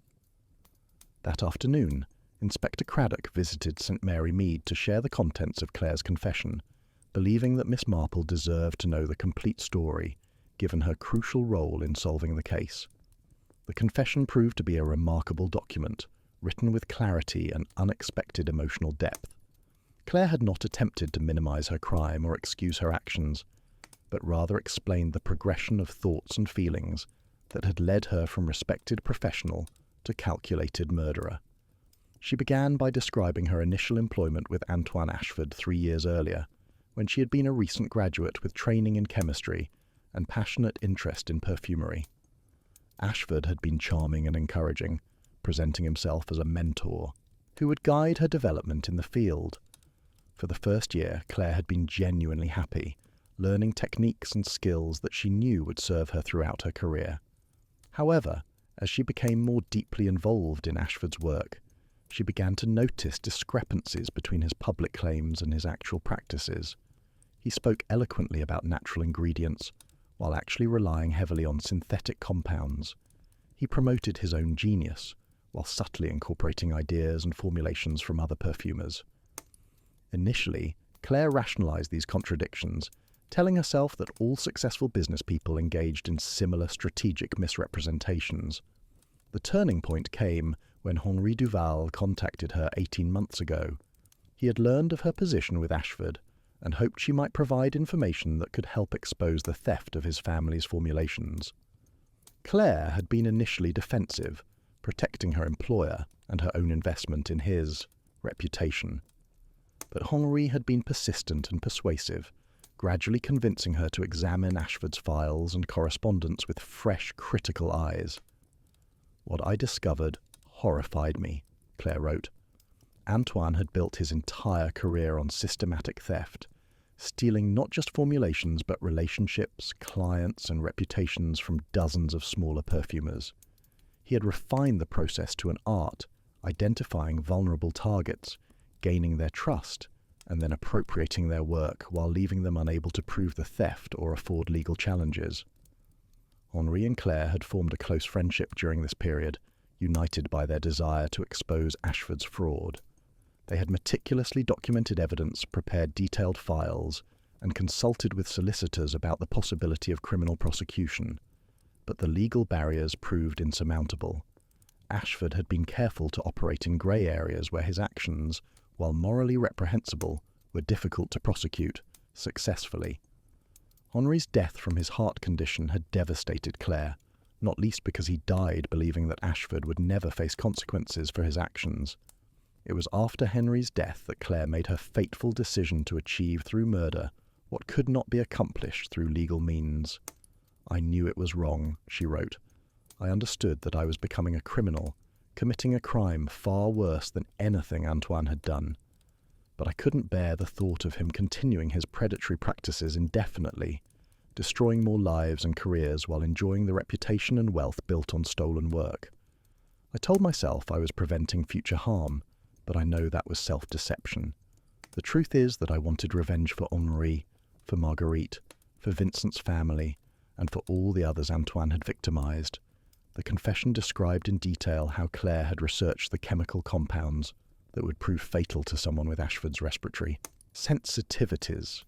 She had used her position as his assistant to note which materials he planned to work with on particular days, allowing her to contaminate the correct substances without arousing suspicion.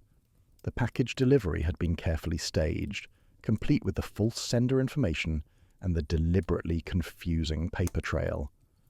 "What I hadn't anticipated," Claire wrote, "was the weight of guilt I would carry after the deed was done. I thought I would feel satisfaction or relief, but instead I felt only crushing awareness of what I had become. When I discovered Antoine's body, my grief was not for him, but for my own lost innocence. I had believed myself to be a good person seeking justice, but I had become exactly what I claimed to oppose, someone who destroyed another human being for personal gain." The confession concluded with Claire's acknowledgement that she deserved punishment, and her hope that her fate might serve as a warning to others tempted to seek justice through violence. She specifically requested that her technical expertise in perfumery not be mentioned in press coverage, hoping to avoid encouraging others to weaponize their professional knowledge for criminal purposes. Inspector Craddock set aside the pages with a heavy sigh. "It's a remarkably honest document. She's not seeking sympathy or trying to justify what she did. If anything, she's being harder on herself than the court will likely be." "Will there be any consideration of diminished responsibility?" Miss Marple inquired, "given her emotional state after Henri Duval's death?" "Her solicitor will undoubtedly argue that point," the inspector replied. "However, the level of planning and premeditation works against such a defence. She spent months researching and preparing. This wasn't a crime of passion, but rather calculated revenge, whatever her emotional motivations might have been." Miss Marple nodded thoughtfully. She had been considering another aspect of the case that troubled her. "Inspector, what will happen to the evidence Claire and Henri compiled documenting Ashford's fraudulent practices? Will his other victims have any recourse now?" "That's actually being addressed," Inspector Craddock said, with evident satisfaction. "Dr. Pemberton has agreed to serve as an expert witness in reviewing the documentation. Several perfumers whom Ashford victimized are preparing civil claims against his estate. While they can't prosecute him criminally now that he's dead, they may be able to recover financial compensation for their losses." This news provided some small measure of positive outcome from the tragedy. The victims of Ashford's systematic theft would at least have the opportunity to reclaim some of what had been stolen, and his reputation would be rightfully tarnished by the exposure of his fraudulent practices. That afternoon, Miss Marple received an unexpected visitor. Marguerite Laurent had returned to Stillworth and came to thank Miss Marple for her understanding and discretion regarding Marguerite's brief departure. "I knew you would solve the case eventually," Marguerite explained over tea in Miss Marple's garden. "When I realised that Claire must have been responsible, I couldn't bear to be the one who exposed her. I knew she would confess eventually when faced with proper evidence. I simply needed to be absent during that process. Miss Marple poured more tea and regarded Marguerite with gentle sympathy. You cared for Miss Sutton despite what she had done. Marguerite nodded. Claire is a good person who made a terrible choice. Antoine destroyed so many lives and faced no consequences. I understand why she felt driven to act, even though I know her action was wrong. She paused, then continued more quietly. If I'm being completely honest, there were moments when I wished I had the courage to do what Claire did. Antoine's theft ruined my business and my reputation. He deserved to face justice, but not through murder, Miss Marple said softly. Justice achieved through crime is not really justice at all. It's simply more crime, adding to the world's suffering rather than reducing it. Marguerite accepted this wisdom with a rueful smile. You're right, of course. I think Claire understands that now as well. Her confession shows remarkable moral clarity about what she became in pursuing her revenge. Before Marguerite departed, she left a small gift for Miss Marple, a bottle of her signature Memory of Spring perfume. This is properly formulated with entirely natural ingredients, she said, with a touch of her old professional pride. Whatever else Antoine did, he taught me that integrity in one's craft matters. I won't compromise that again, regardless of financial pressures. After Marguerite left, Miss Marple sat in her garden as the afternoon light faded toward evening, the bottle of perfume resting on the small table beside her chair. She reflected on the various people she had encountered during this case, each struggling with questions of ethics and justice in their own way. Claire Sutton had chosen murder, believing it was justified by Ashford's crimes. Marguerite Laurent had chosen collaboration with Ashford, rationalizing it as necessary for survival. Dr. Pemberton had chosen public criticism and legal threats, remaining within ethical boundaries despite his anger. Vincent Duval had chosen to honor his brother's memory while refusing to continue Henry's obsessive pursuit of revenge. Each person's choices revealed something fundamental about their character and values. Miss Marple had long believed that people's true nature emerged not during easy times but during moments of moral crisis, when they had to choose between expedient wrong and difficult right. As darkness fell and she prepared to return indoors, Miss Marple opened the bottle of Memory of Spring and inhaled its delicate scent. It was indeed lovely, a testament to Marguerite's skill and artistry. The fragrance evoked freshness and renewal, entirely opposite to the fatal essence that had killed Antoine Ashford. Perhaps that was fitting, Miss Marple thought. Every ending contained the possibility of new beginning. Every tragedy held lessons for those willing to learn them. The case of the perfumer's fatal essence had been solved, but its moral complexities would resonate far beyond the simple facts of guilt and punishment. Chapter 9. Testimony given in open court. 6 weeks after Claire Sutton's arrest, the case came before the assizes for formal sentencing. Although Claire had pleaded guilty, the judge required a detailed presentation of evidence to ensure that justice was properly served and to determine the appropriate sentence given the complex circumstances of the crime. Miss Marple attended the proceedings, sitting in the public gallery beside Mrs. Bantry and observing the legal process with her characteristic keen attention. The courtroom was surprisingly full, with reporters from several London newspapers present, along with various individuals connected to the perfume industry who had followed the case with professional interest.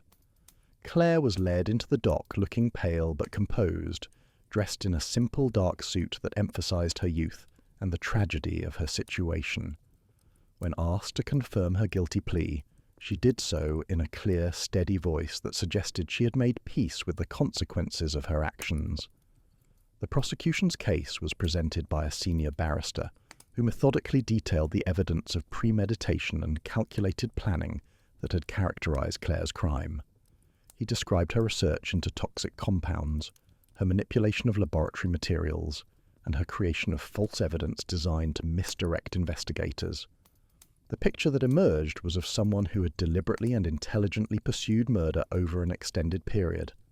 However, the defense counsel, a thoughtful woman named Miss Patricia Hargreaves, presented a different perspective on Claire's actions without attempting to excuse them.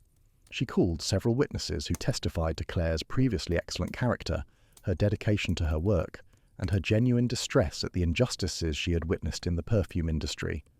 Vincent Duval proved to be a particularly effective witness, describing how his brother Henri's obsessive pursuit of justice had affected everyone who cared for him. My brother was destroyed by his inability to stop Antoine Ashford's predatory practices, Vincent testified. He died believing that no justice was possible through legal means. Miss Sutton was deeply affected by Henri's despair and death. While I cannot condone her actions, I understand how she reached the point where murder seemed like the only available remedy. Dr. Pemberton also testified, providing expert analysis of the chemical compounds Claire had used and the sophistication of her formulation. He acknowledged that Ashford's theft of his research had caused significant professional damage and admitted that he himself had written threatening letters in moments of anger. "I wanted justice," the professor said gravely, "but I never crossed the line into actual violence. Miss Sutton made a different choice, and she must face the consequences. However, I hope the court will consider that she was responding to real and serious injustices, even though her response was criminally excessive." Perhaps the most moving testimony came from Marguerite Laurent, who described both her own complicated relationship with Antoine Ashford and her friendship with Claire. She admitted her role as Ashford's informant, accepting full responsibility for that moral failure, and explained how Claire had discovered this betrayal, yet had never exposed it. "Claire could have destroyed what remained of my reputation," Marguerite testified, her voice trembling with emotion. "She had evidence of my collaboration with Antoine, proof that I had sold information about other perfumers, but she kept my secret, even when it might have provided a defense for her own actions by showing how thoroughly Antoine had corrupted everyone around him. That act of loyalty, even from someone who had committed murder, speaks to the essential goodness that still existed in her character. When Inspector Craddock took the stand, he provided a balanced account of the investigation, acknowledging both the seriousness of Claire's crime and the genuine difficulties of achieving justice through legal means against someone like Antoine Ashford. "Miss Sutton's actions were criminally wrong," he stated firmly. "However, our investigation revealed that Mr. Ashford had systematically victimized numerous individuals over many years, and that existing legal structures had proven inadequate to stop his predatory behavior. This does not excuse Miss Sutton's crime, but it provides important context for understanding how a previously law-abiding person reached such a desperate decision." Finally, Miss Marple herself was called to testify about her observations during the investigation and her ultimate deduction of Claire's guilt. She spoke carefully and precisely, describing the various clues that had led her to focus on Claire as the perpetrator, while also acknowledging the young woman's genuine moral struggle. "Miss Sutton was not a natural criminal," Miss Marple testified. "She was a young woman of good character who became convinced that an extraordinary injustice could only be addressed through extraordinary means. She was wrong in that conviction, but her error came from a place of genuine moral concern, rather than personal malice or selfish interest." The judge, an elderly man with a reputation for fairness and wisdom, listened to all the testimony with careful attention before finally addressing Claire directly. "Miss Sutton, you have pleaded guilty to murder, and I must accept that plea. However, I have also heard extensive testimony about the circumstances that led you to commit this crime. I want to be very clear. Nothing you witnessed or learned about Mr. Ashford's business practices justified taking his life. Murder is murder, regardless of the victim's character or the perpetrator's motivations." Claire nodded, her face solemn. "I understand that, Your Honour. I knew it was wrong when I did it, and I know it's wrong now. I'm not asking for the court's forgiveness, only for understanding that I believed I was preventing future harm, even though I knew I was committing a crime." The judge continued, "Nevertheless, I am persuaded that this was not a crime motivated by personal gain or inherent criminality, but rather by a misguided sense of justice. I am therefore sentencing you to 15 years imprisonment, with the possibility of parole after serving 10 years. This sentence reflects both the seriousness of your crime and the exceptional circumstances that surrounded it." As Claire was led from the courtroom, Miss Marple observed that the young woman appeared relieved, rather than distressed by the sentence. Perhaps there was a kind of peace in finally accepting full responsibility for one's actions, in no longer having to maintain the exhausting pretense of innocence. Outside the courthouse, Miss Marple and Mrs. Bantry encountered several of the other principals in the case. Vincent Duval approached them with obvious emotion. "Thank you, Miss Marple," he said sincerely. "For solving the case, yes, but more importantly for doing so in a way that preserved everyone's dignity. You could have exposed all of our various moral failures more publicly, but you chose discretion where possible. That kindness will not be forgotten." Marguerite Laurent joined them, having just finished a conversation with several reporters about plans to establish a trade organization that would help small perfume houses protect their intellectual property. Antoine's death and Claire's crime have finally forced the industry to confront the problems that have existed for years, she explained. Perhaps some good can come from this tragedy if we use it as motivation to create better systems of justice and protection.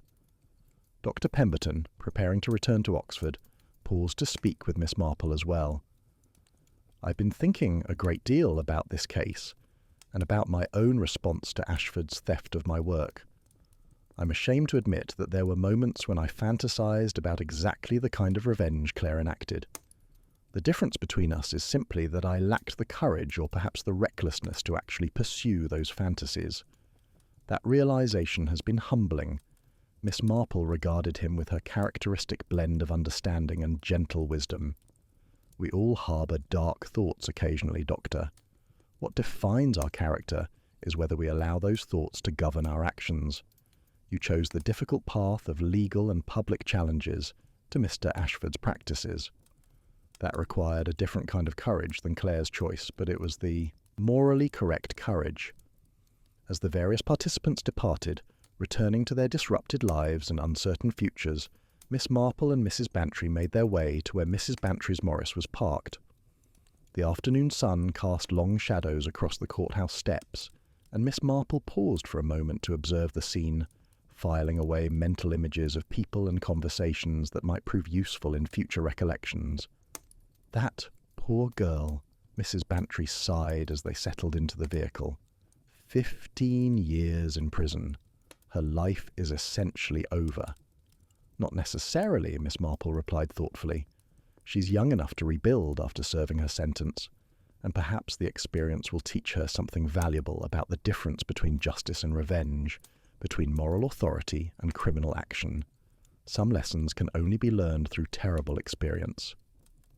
The drive back to St. Mary Mead was pleasant, despite the sombre nature of their thoughts.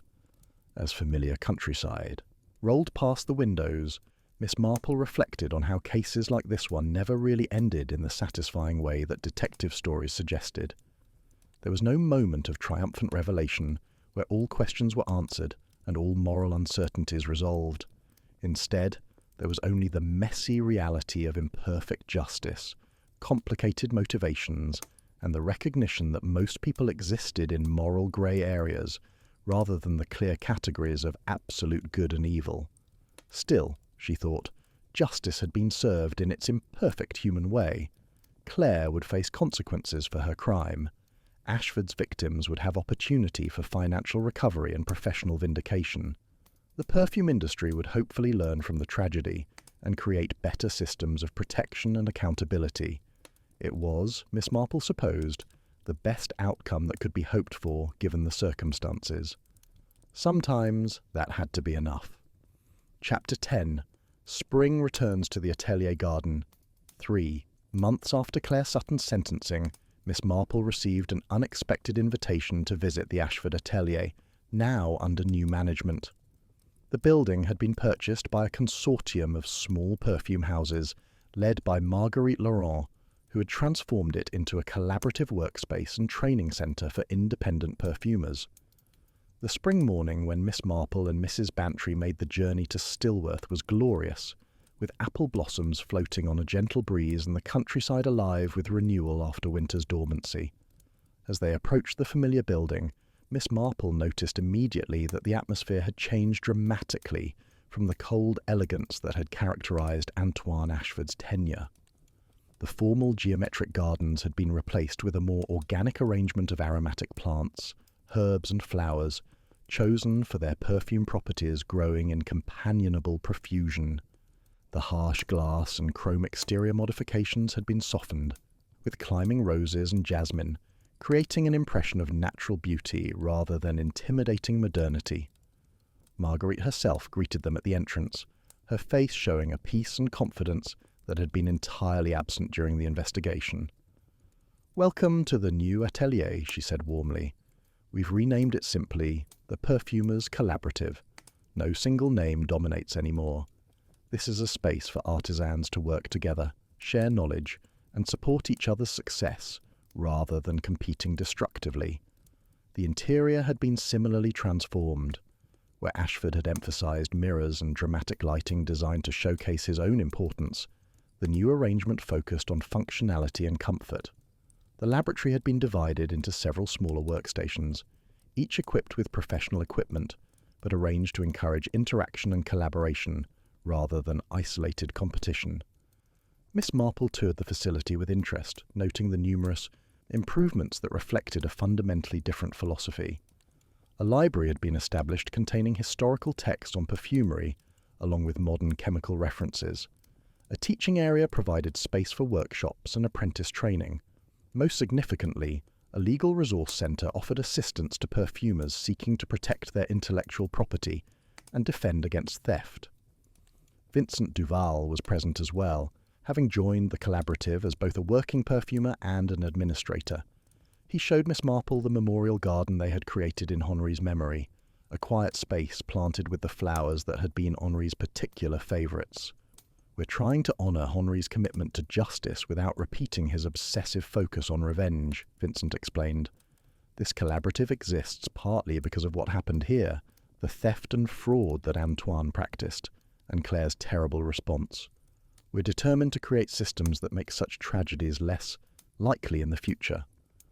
Dr. Pemberton had also become involved with the project, serving as a scientific advisor and helping to establish proper protocols for documenting and protecting perfume formulations. He gave Miss Marple a tour of the new laboratory equipment, explaining how modern technology could be used to analyze and authenticate perfumes, making theft and misappropriation more difficult. "We can now create chemical fingerprints of formulations," he explained with evident enthusiasm. "If someone attempts to copy a protected perfume, we can prove the theft scientifically. It's not a perfect solution, but it's a significant improvement over the previous lack of protection." The occasion for Miss Marple's visit was a small ceremony to dedicate the facility formally and to announce a new scholarship program in Claire Sutton's name. The scholarship would support young perfumers from modest backgrounds who demonstrated both technical skill and ethical commitment to their craft. Marguerite explained the reasoning behind this controversial decision. "Claire made a terrible choice and is rightfully paying for that crime. However, before that choice, she was a talented and dedicated professional who genuinely cared about integrity in the field. We want to honour what she could have been while acknowledging what she became. This scholarship will serve as both memorial and warning." Not everyone agreed with this approach. Several members of the collaborative had argued that associating their new enterprise with a convicted murderer sent the wrong message. However, Marguerite and Vincent had ultimately prevailed, arguing that understanding and learning from tragedy was more valuable than simply trying to forget it. During the dedication ceremony, Marguerite spoke movingly about the events that had led to the collaborative's formation. She did not minimize Antoine Ashford's crimes or excuse Claire's response, but rather placed both in the context of an industry that had lacked adequate ethical frameworks and legal protections. "We failed, Claire Sutton," Marguerite said to the assembled guests and members. "We created a system where talented young people could witness serious injustice and feel they had no recourse except violence. This collaborative exists to ensure that future generations of perfumers will have better options, better support, and better protection." Claire's crime was her own choice and responsibility, but we bear collective responsibility for the circumstances that made such a choice seem necessary to her. After the ceremony, Miss Marple spent time in the memorial garden, sitting on a bench beside a fountain where water trickled gently over stones. Mrs. Bantry joined her, and they sat in comfortable silence for several minutes, absorbing the peaceful atmosphere and reflecting on all that had transpired since that April afternoon when the first invitation had arrived. "It's remarkable how much has changed," Mrs. Bantry finally observed. 3 months ago, this place represented everything dark about human ambition and revenge. Now it's become a symbol of renewal and collaboration. Do you think Claire knows about this? About the scholarship and the changes? "I imagine Vincent has written to her," Miss Marple replied. "Whether she finds comfort in it, or whether it simply reminds her of what she sacrificed through her choice to murder, I cannot say. Sometimes knowledge of good arising from tragedy provides solace. Other times it merely emphasizes the waste of what might have been." As afternoon faded toward evening, and they prepared to return to St. Mary Mead, Miss Marple took one final look at the transformed atelier. The building that had been the scene of calculated murder and systematic fraud had become something entirely different, a place dedicated to the principles that Antoine Ashford had betrayed and that Claire Sutton had abandoned in her pursuit of revenge. Spring had returned to the atelier garden, bringing with it the perennial promise of renewal and growth. Perhaps, Miss Marple reflected, that was the most important lesson of the entire sad affair. Even from the darkest tragedies, new life could eventually emerge if people were willing to learn from the past rather than simply repeating its mistakes. The drive home through the spring evening was peaceful, with Mrs. Bantry chattering pleasantly about the people they had met and the interesting changes to the atelier.